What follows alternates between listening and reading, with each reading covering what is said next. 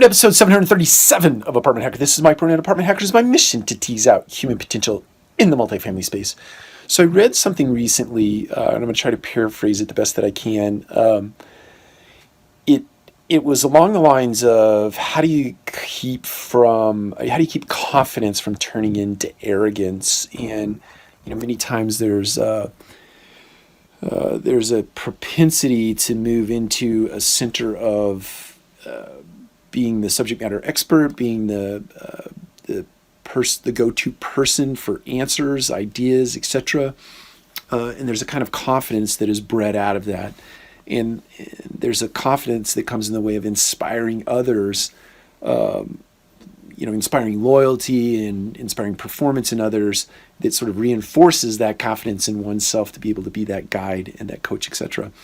But it's interesting how sometimes that can turn into arrogance. And really, the punchline here is how do you keep yourself in check before you wreck yourself and you get off the rails and you let that confidence turn into an arrogance. And I think one of the things that's one of the ways you do that is you continually ask yourself the question, are you the person producing all of the ideas in your organization, or do you feel compelled to produce all the ideas in your organization? In other words, if you're having a conversation, whether it be in a one-on-one scenario or in a sort of conference room setting, and you find yourself just constantly putting out all the ideas, not because people are asking you, but because you just have a lot of ideas and you think that sharing them is actually become advantageous to the group because that's what you've sort of become accustomed to doing.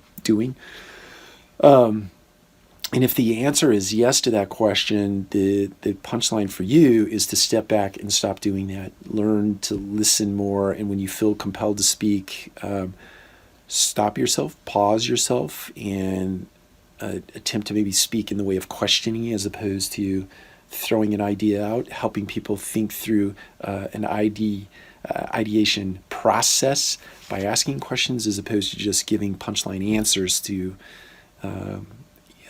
particular subjects that might be up for discussion. So it's important in a leadership position, it's important in a leader's journey to stop yourself from moving from confidence, which many people have innately, but when confidence is bred by validation of others or the validating efforts of others, and that turns into an arrogance or a God complex, so to speak, that's the time to stop. You have to stop.